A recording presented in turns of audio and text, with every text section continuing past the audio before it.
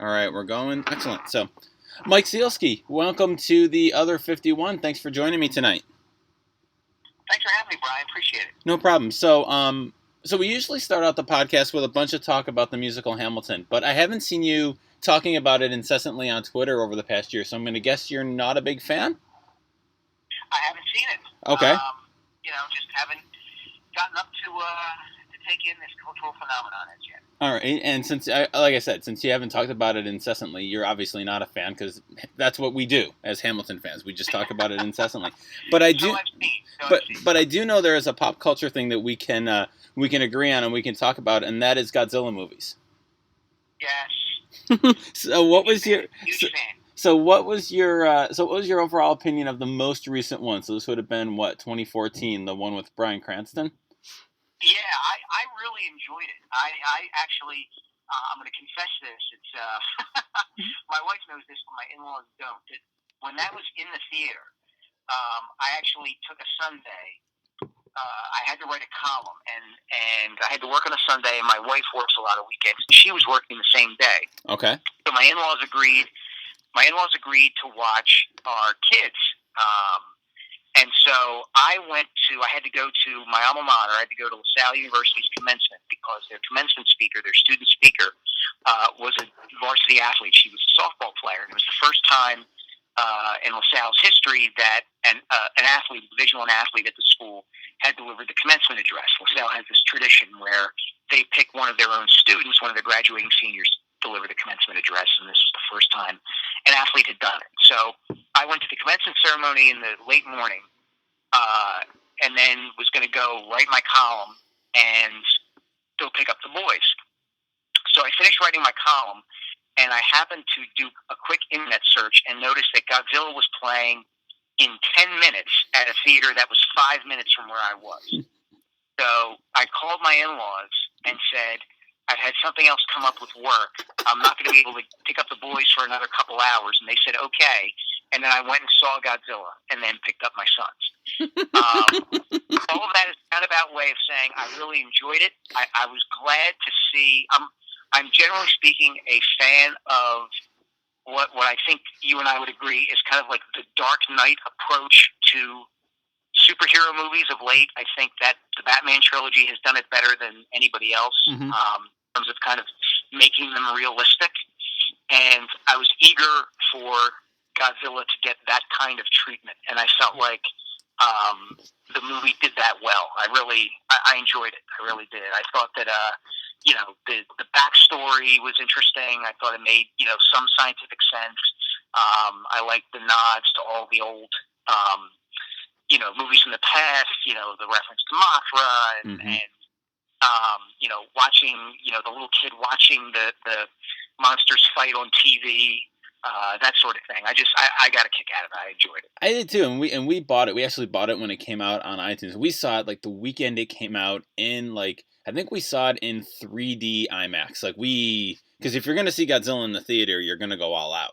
And right, I remember my wife and we giggled when he first came on screen and first had his roar, and it was just so big, and you're in the theater, and it was so cool. And we bought that movie, and it's got surprising rewatchability too. It's a really it does, and I like the extras with it too. I like the monarch backstory and mm-hmm. the explanation for the monsters and all that kind of stuff. And it's funny you mentioned you and your wife giggling when Godzilla roared. I actually, when he revealed his radioactive breath for the first time, mm-hmm. when he hits the female Muto, and Gareth Edwards does a great job of waiting until the movie is 3/4 finished before revealing that. Right. And I was like, oh my God, that's like one of the great comeback scenes of all time. You think Godzilla's down and out for the count, and then he rises and breathes fire breath on the female Muto, and boy, I'm really geeking out now, Brian. Jeez. Oh no, this is great. And then he drops. Is it the male's Mutu head that he drops? Does a complete mic drop with the head, and then breathes fire. Yep. It was awesome. Great, awesome. great, great. It's funny when I wrestle with my two sons who are now basically almost 6 and almost 3. I call them the Mutos when we wrestle. That's amazing. The little one is the male Muto, and the big one is the female Muto. So that's amazing. So, are you a general fan of what my wife and I would call the genetically engineered monsters gone bad movie genre, or is it a Godzilla specific thing? It's really kind of Godzilla specific. I loved those movies when I was a kid. It's funny because I was thinking about this the other day because I literally just DVR'd. The other night they still run in Philadelphia. I don't know if they do it up where you are.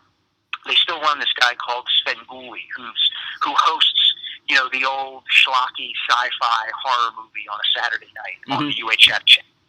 And they did Godzilla Raids again the other night. And so I DVR'd it thinking that maybe the boys would want to see it and that I could see it because I hadn't seen it in such a long time. And I was trying to think about what it was that drew me to these movies. And I think it was, I liked, as flimsy as it was with, the giant, with the guy in the rubber suit, I kind of liked the science behind it in a weird way, like the idea of that a giant monster could exist and nobody would see it, and then it would just kind of randomly pop up and destroy stuff. I wish I had a better explanation for it than that, but I didn't. A couple years ago, and I've tried to get my sons into it. We a couple years ago for Christmas, I got them King Kong versus Godzilla. I bought it on Amazon. And then not this past Christmas, but the Christmas before that, I got them Destroy All Monsters, which I hadn't seen in a long time, and got it. I was having a hard time remembering it, and I got thinking, well, it's got all the monsters in it, and so that'll be fun for them to watch. And it's one of the more disappointing movies in the Godzilla series. Really, there's just not a lot going on in it. There's not a lot of action. They really kind of blew it. I thought. But yeah, to answer your question, I was just kind of more of a Godzilla-specific freak and a kind of a Japanese monster freak as a little kid, and to a certain extent, it's stayed with me. Yeah, we actually we haven't the last couple of years because we've had other plans, but for the longest time, our New Year's Eve tradition with me and my wife we'd get takeout and we would just watch bad B monster movies all night long, and a lot of the Asylum stuff, so a lot of like Mega Shark versus Crocosaurus and the new level, sure. And not Sharknado because folks, Sharknado's terrible and it's just awful. But all those other ones, but we like to throw a Godzilla in there every now and then. Yeah. So I remember all of them, like the giant behemoth and Reptilicus and all the ones that would play on Saturday afternoons. When I was a kid, I would eat that stuff up, and the boys would like it. Every once in a while, one of my little guys will say, Daddy, let's watch King Kong, Godzilla, and there's King Kong throwing the Saran wrapped octopus, right. To the ground and all that kind of stuff. So it's good. And Godzilla is apparently in the new King Kong movie. Yeah, this King Kong Skull Island. Well, I don't know much about the movie other than I've seen the trailer, and I know that the Monarch is connected to it in some way. Right. My wife was telling me last night that they're setting it up like in a couple years now. There's the King Kong Skull Island movie, and then there's the new Godzilla movie coming out next year, which I think is a Godzilla Mechagodzilla deal. And then and that's setting up a King Kong versus Godzilla like remake, which is why in the new one King Kong is so enormous, so that they can have a good setup in a fight with Godzilla. Yeah. Well, that's one of the flaws in the original. The size differential. Yeah. They have to, they do. You know this because you know the movies. Like they have to manufacture. Ways to make certain monsters stronger. King Kong has to get hit by lightning and somehow get stronger. Right. Because Godzilla's twice the size of him, which is, burn him to death if King Kong didn't get hit by lightning. So right. It's, boy, you're really taking me back a ways here, Brian. This is incredible. Well, what podcast about writing and sports writing wouldn't be complete with 8 minutes of Godzilla talk? So, right? It's funny because I do a podcast at work with my colleague Dave Murphy, and he busts my chops all the time because I will make a random movie reference, and I'm 41 and he's 34, so he's young. He's just young enough that he doesn't get some of these references that I make. Like I'll make a reference to like some kind of wonderful, the John Mm-hmm. Hughes movie from the mid-'80s. Sure. He's like, what are you even talking about? I don't know that, he acts like, the sun doesn't rise until he wakes up. So, Right. And then nothing existed until, 1990. So, but, he would have a field day with this conversation we're having right now. Kids today, am I right? Yeah, this is what I'm saying. This is what I'm So, you're obviously we're talking as your about your work with the Philadelphia Inquirer, and actually, a story I like to tell whenever I read a column of yours, or somebody get talking about a column that you wrote or something that you tried really hard to get me a job out of Olean, New York, many years ago. I did. And I did. I wanted you at the Bucks County Courier Times. Back when I was writing columns for them, and I think in some ways you might have been better off. I think it would have been great. You would have been great, but it just things. I was in better working situations later in my career than now. Yeah, and I was, and I was too. It was the small, trying to get out of Olean, trying to get to a bigger market. And it was only a few months later that I ended up in Binghamton, and ended up meeting my wife there, and life turned out pretty good after that. So, but I do appreciate I do appreciate the help on that. So, Sure. so Anytime. what's it like? So writing columns, sports columns in Philadelphia. It's gonna be kind of a general question, but what's that like? I mean, that media market and that fan base and the teams you guys have had the last couple of years. So, I mean, in general, what's it like to be a columnist in Philadelphia these days? It's really, really interesting. In some ways, you feel like you're under the dome in a Stephen King kind of way. Mm-hmm. That you're in this kind of self-contained part of the world where other sports news doesn't really penetrate, and nobody knows what's going on in there, and nobody who's in there knows what's going on outside. That's how parochial Philadelphia is in a large respect. I mean, I know Boston has that reputation too, but Boston's teams have been so good. I mean, Boston's been great for ever since Brady and the 2001-2002 Patriots. The Celtics have won. The Bruins have won. The Red Sox have won. The Patriots are the most dominant team in the NFL. So their parochialism can kind of bleed out into the nation at large. Tom Brady doesn't just belong to New England; he belongs to the entire country now. No matter how inflated his footballs may or may not be. Philadelphia hasn't had that. We've had one championship in 34 years. 34? Let me think. Yeah, 34 years. Going back to 32. 34. Going back to 1983. Boy, I have a tough time at it. The Sixers, Sixers won in '83. Mm-hmm. The Phillies won in 2008, and it's been desert otherwise. And it's bad now from the standpoint that all four of these teams are trying to rebuild and are going about it in different ways. Philadelphians don't do that. They don't do the rebuild. They want hope. They want to feel like they're along for the ride, and that the ride is going to culminate, with a pot of gold at the end of the rainbow. Mm-hmm. And the teams, while I think much of what they're doing is smart, none of them are all that close to winning a championship. So, to a certain extent, you kind of feel like you're always writing about either how bad things are or how good they might yet be, depending on how cynical you want to be in what you're writing.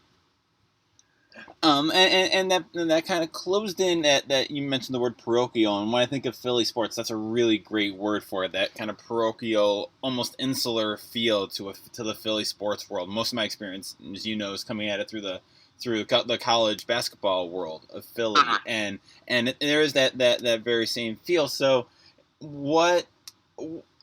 how does that? And you mentioned some of the challenges, but from a columnist standpoint, that's got to give you some kind of advantages and give you some good stories to be able to tell too, I assume. It does. It's funny. You hear a lot, and I'm sure I know you've written about this and discussed this on your blog and on Twitter and things like that, the idea of the death of the general columnist in sports journalism nowadays. And what's cool about Philadelphia in particular is I think you're right to a great extent.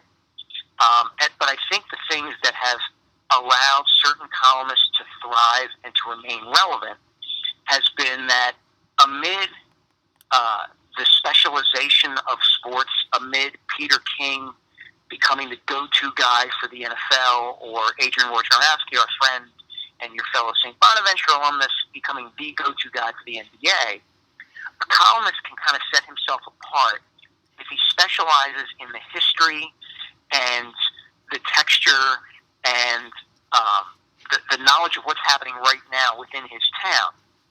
That's what makes Mike Vaccaro at the New York Post, again, another mutual friend of ours, another St. Bonaventure alum, so good, is that, he's excellent at the Super Bowl, and he's excellent in the NCAA tournament, and he's excellent all the time, but he's great writing about New York. Right. Because he knows New York, and he gets New York. Mm-hmm. And when he sees something in a Mets game, he can go through his mental filing cabinet and pull out the exact correct historical reference that every single Mets fan will get and draw the perfect analogy for the readership. Mm-hmm. And I try to approach the job the same way with respect to Philadelphia. I grew up in suburban Philly. I know the history. I know what it's like here. So that helps.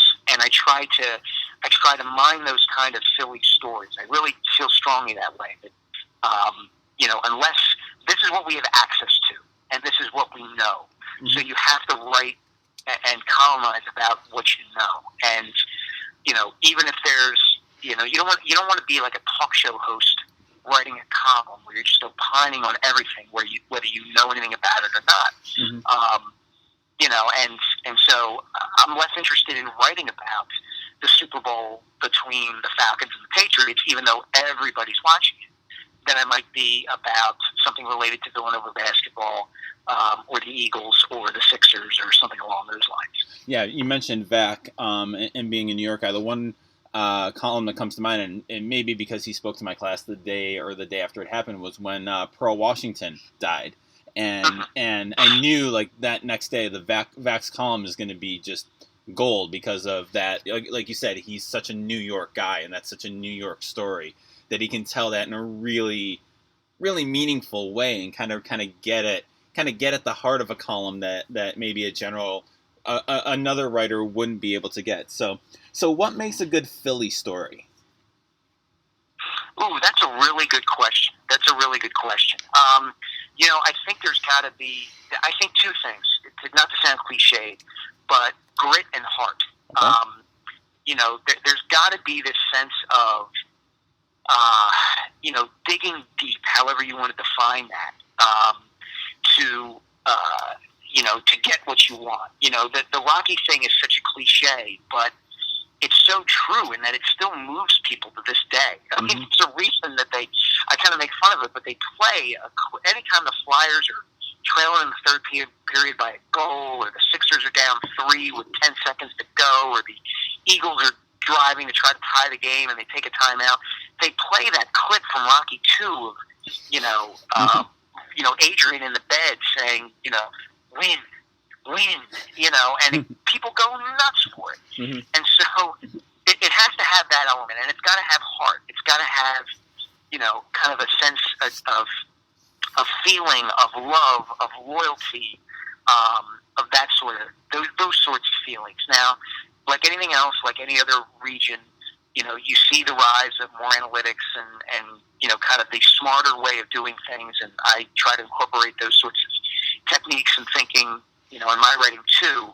But I found that people really respond to writing about people for the most part, and so I try to stick to that as best I can, because I think that plays into the whole idea of a Philly story. They want to know these athletes and these coaches, and they want to understand them at kind of a granular level. Yeah, there is that kind of, you don't want to use the word blue collar because that's cliche and I don't feel that's right, but that grit, that's a really good word for my experience with Philly and kind of understanding Philly. And it is interesting to hear you mention analytics and you using it, and I hadn't put the two and two together at what a kind of another word you hate, but a culture shock it is to have the Sam Hinkie process happening in a city like Philadelphia. Like, so from the outside, I know like the headline stuff of that, but day to day, how did that whole process and how did that all play out from your eyes and kind of through Philly's eyes? Well, it was really, really fascinating to be a part of it, because I knew Sam and got along with him better probably more than most people who covered the Sixers. Philadelphia is I don't know to say strange, but people here really, really want to feel like they're along for the ride. And I don't just mean that in the sense of like observing their team win games until it wins a championship. I mean, they want to feel a connection with the people who are playing, who are coaching, who are running the show, making the player personnel decisions, all that stuff. If the general manager of the Sixers happened to play at a Big Five school or grew up playing in the Philadelphia Catholic League of high schools, well, that's all the better because he's one of us and he gets Philadelphia. And they also want you to try. If you try, they will forgive every single sin you possibly have. That's why Lenny Dykstra is still revered here for millions of people. That's why Pete Rose was revered here. That's why Ed Snyder was revered here, even though the Flyers haven't won a Stanley Cup since 1975. Ed Snyder always tried. And my argument with Snyder, and this kind of gets to where we're talking about with Hinkie, is that it doesn't matter if you try. Anybody can try. But the point is, are you trying in the smartest possible way? Are you ahead of the curve? Are you thinking, forwardly and doing things that nobody else is doing in order to try to build an excellent franchise and team? That brings us to Sam Hinkie. There were a group of media people who just didn't like the fact that he didn't really talk to them. He didn't sing and dance for talk radio or on TV. He didn't make himself accessible to the radio host for 5 to 10 minutes to kind of spew cliches so that the host and the masses would feel placated. Like, at least the general manager pays some mind. Right. So there was a group of people who didn't like him for that. There was a group of people who loved him because the Sixers had been stuck in the middle of the NBA for a long, long time. Not good enough to compete for a championship, not bad enough to get a top draft pick and rebuild completely. And Hinkie just tore the whole thing down and said, I want to build a great team, and the way to build a great team is to lose so that you get great draft picks, because great draft picks are how you get great players. And people hated him for it because that ran, contrary to the ethos of Philadelphia, is that you try. And Sam very overtly was not trying, at least not in the here and now. But there were a number of people in the media who understood what he was doing, who understood the economics and the dynamics of the NBA, and there were other people who understood it and just didn't like it and didn't like what he was doing. But if you understood the dynamics, I think you tended more to say, "Hey, I get what he's doing. He's a smart guy, and he looked at the world a little bit differently. He just does. He didn't see the need to communicate with the media very much. But the good part about that was he also didn't. He wouldn't necessarily give something to someone else instead of giving it to you. He knew the people who worked hard, and he knew the people who were there every day and who were trying to do the job the way it ought to be done. And so he respected that, and he would help those people out. If you were, a hot take master or a ridiculous talk show host, he didn't pay any mind. And so I respected him for that reason. And kind of moving off of that, I mean, one of the things that I wanted to talk to you about were some of the pieces you wrote, and from a real personal standpoint. So the piece you wrote about your son a few years ago about his love for the Phillies, which was a wonderful, wonderful piece. And the piece you wrote recently on Bill Lyon, who I met, in passing when I was going through the Philly media. And I remember him getting into it very good-naturedly with Cheney at one Temple game. They had a great back and forth.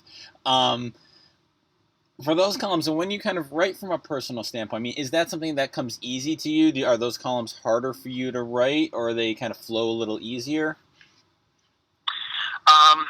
The ones that I've written have flowed very easily, but I'm very careful to pick my spots in those regards. The column I wrote about my son back in 2014 about Evan and his loving the Phillies and being on the autism spectrum, that was relatively easy to write in the sense that I knew what I was feeling, and so I just kind of wrote it. As opposed to kind of analyzing a situation with the Phillies or the Sixers and trying to kind of get Faulknerian about it, where he says, I don't really know what I think of something until I start writing about it. That's kind of how I feel sometimes too. Okay. But when it comes to matters of the heart like that, it seems to flow easily. The Bill Lyon piece you're talking about, he's been my mentor for more than 20 years. And, I went back and forth about whether I ought to write that piece from such a personal perspective.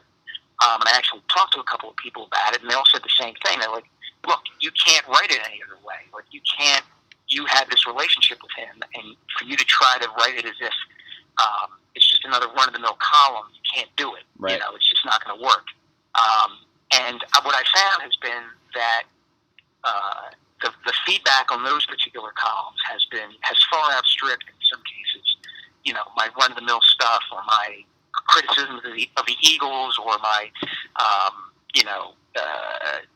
writing about a cancer-stricken kid or something like that. But, people respond to that, but I think part of the reason they respond is because I don't do it all that often. I just, like I said, I try to pick my spots because it's not about us. Like, I really feel that. Like, and this may take us in an entirely different direction, but it's been a hot topic lately.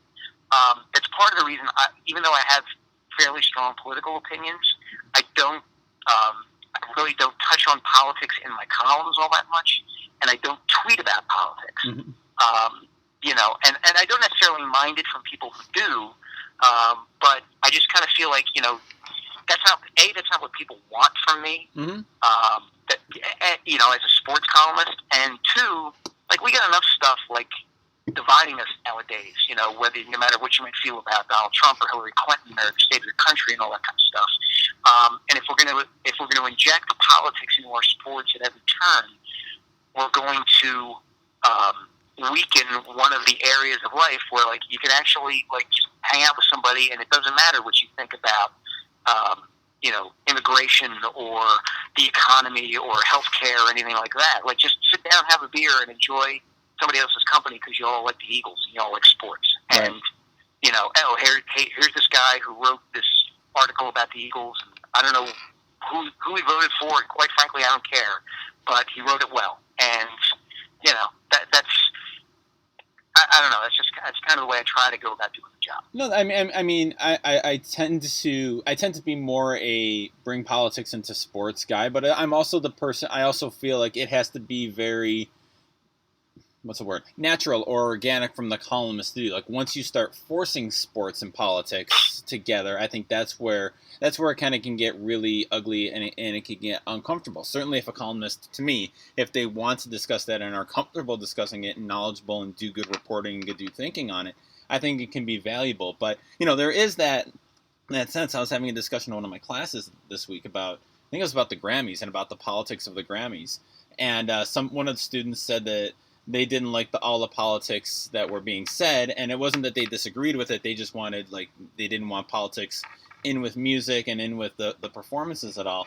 And I was saying, because one of my favorite bands says this, like, they view their shows and their music as a safe space, and sports can kind of be that for a lot of people too, right? It can be that place where it can be, like you said, that one place where for 2 hours, everything's going to hell around us, but now we can watch, the Sixers lose a game or the Bills stink or win or whatever, and there is something liberating to that. So I don't know. I think it's an interesting. I feel like the social, like, whatever social capital we might have, in the society writ large, there are only so many things that bind all of us now, or at least bind most of us. It used to be, Thursday nights on NBC. You'd watch The Cosby Show, Family Ties, Cheers and Seinfeld, or Cheers and Night Court. And everybody would come into school the next day and talk about those shows because everybody watched exactly the same thing. And it sounds like a trivial matter, but that kind of stuff matters because you feel like you're part of something bigger than yourself. Right. And, like I said, you don't have to be black, white, male, female, gay, straight, anything. You just watch Seinfeld and you laugh. And I feel like sports has some of that, has a lot of that. And you're right. Like, there are times where I think I probably let my political opinions and my political viewpoints and perspectives kind of inform how I might write about a sports-related topic.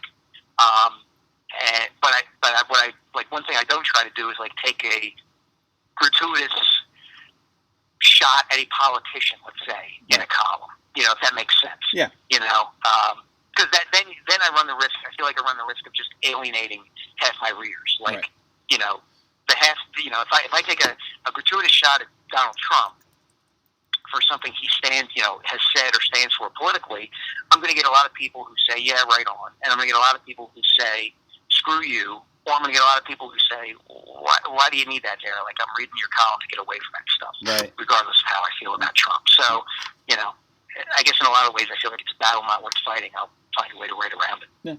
So, what about his writing and his column writing made him a mentor to you?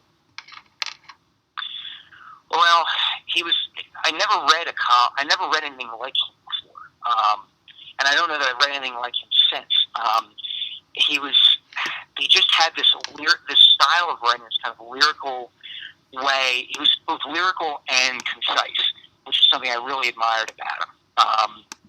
He did I mentioned this in my column, he did a lead for a column when the Flyers were playing the New Jersey Devils in the playoffs one year, right at the height of the Devils' neutral zone trap. Mm-hmm. And the Flyers were favoring the series, and the Devils were kicking their tails, basically because the Flyers were skating right into the trap, and the Devils were taking the puck away and heading the other way to the other end of the ice and scoring at will. And the lead to his column was, "Come into my parlor," said the Spider to the Flyers. And I read that and was like, oh my God, like, how did he think of that? That's just perfect. It's absolutely perfect. And so, like I said in the column, I wrote him a letter and he didn't write me back. He called me up. He looked my phone number up and called me and took me to a Phillies game. And he's one of those guys who, when you read what he writes, you sense that he is a good person. Mm-hmm. And then you met him and you realize, oh, he's even better than a good person. Mm-hmm. And he was probably at times a little soft. He was probably a little reluctant to criticize people. Like I just finished writing a column which I pretty much kind of hammered the Sixers for their handling of the Ben Simmons, Joel Embiid injury situations. And it's probably a tone that Bill wouldn't have written with. He would have been gentler in some regards. But by the same token, the flip side of that was that he could find the drama and humanity in just about anything, any sports event, any storyline. He would find it, and I think that's informed me in terms of not how I write, but how I look for something to write about. Another hockey example: the Flyers played the Capitals last year in the first round of the playoffs, and they're down 3-0. Everybody knows they're going to lose the series. It's game 4 of the series, so it's a game that, even if they win, they're not going to win the series. Mm-hmm. And if they lose, you're going to just be, you're going to be writing the season-ending column. Well, it turns out they won, and it turned out early in the game, one of their players lost an edge and crashed into the boards. And it looked very scary. It looked like he had suffered a serious injury. And so I ended up writing my column about that player in that moment, in part because, it was more interesting to me, and in part because the reason it was more interesting to me, I think, was because, like, reading Bill let me see that moment was the column. Mm-hmm. Like, yeah, are the Flyers going to lose the series? Probably. Are the Capitals maybe going to go on and win the Stanley Cup? Yeah. But look at how freaking dangerous this sport is. Like, this guy didn't do anything other than get checked near the net, and he almost got paralyzed. Mm-hmm. And he had to be taken to the hospital. And the whole building was silent for 5 minutes. And then we found out the guy was okay, and the teams went on and played. The Flyers won, and it was kind of forgotten. But for those 5 moments, it was like, oh my God, this could have been something really, really serious. And it happens in hockey all the time. Right. And I feel like reading Bill allowed me to see that and see that that's what I ought to be writing about. Mm-hmm. Forget the Flyers' future, forget the future of the series. Like, that's the human moment right here. This guy could have lost his career. He could have been seriously hurt. Write about that. It's such I don't want to say a lost skill, but I think it's an overlooked skill for a columnist. I think I tell this to my students, when you think of column writing, you think of the fire the coach, the kind of hammer the team, the kind of not hot take, but the strong opinion piece. And there's a very valid piece to it too. But yeah, I've always find myself drawn to that kind of it's a terrible. I don't know if it's a great phrase I use, but kind of capture the spirit of the thing, like capture the moment, capture what that's like, yeah. and And I always felt when I was writing columns myself, like that made, if I ever had to write a fire the coach column, that much stronger, because I wasn't yelling. If you're not yelling all the time, when you do yell, they listen, So exactly. I agree with that philosophy 100%. I mean, look, it's the obvious example, but it's the truest example. When you're one of these talking heads on ESPN or Fox Sports, and we know who they are, and you're screaming about everything, then when you're actually screaming about something that's worth screaming about, nobody hears it. Mm-hmm. To get back to the political realm, it's one of my complaints about the way the American media kind of are covering Donald Trump nowadays. If we're going to scream about every single thing he does that we don't like, every single, even the most minor inaccuracy that he delivers in a press conference, then we're going to end up drowning out the really important work that we're going to, reporters and journalists are going to need to do when he really does screw something up badly. Right. Because everybody will have tuned it out. Right. And that measure of perspective is always, always necessary in anything you cover. You can't scream and yell about everything, because not everything is worth screaming and yelling. Mm-hmm. And if you keep doing that, like I said, people will just tune you out, and you become the columnist who cried wolf. What's the best thing you've read recently? Best thing I've read recently? That's a really good question. All right, I just finished, and I can't believe it took me this long to read it. I just finished reading The Fight by Norman Mailer. Okay. His book about the Ali Foreman fight year in 75 or 74, and it was self-indulgent, and he went on tangents that had nothing to do with anything. But when it was right, holy cow, could he write? And there were some passages I went through it with a pen and underlined passages. And it's one of those it's a book now that I'll go back to when I need some inspiration. Just kind of like, oh yeah, okay, I see how he did that with that sentence. That's great. It was fun to read. That's actually one I shockingly and embarrassingly haven't read either. So I'll have to that one of those classics that I can't believe I haven't read, but haven't done it yet. So one of those I should probably spend some time with. I kind of felt the same way. Yeah, two things I've read recently. One, I just did a panel yesterday at Oswego. We had a panel about fake news and everything going on in the media. And one of our colleagues sent us this story from Wired, and it's inside the Macedonian fake news complex. And it's all about these teenagers in Macedonia who are making, a couple $100 doing fake news stories on Facebook. And it's remarkable because there's no politics to it whatsoever. They're literally just trying to make pocket money to buy CDs and cards and stuff.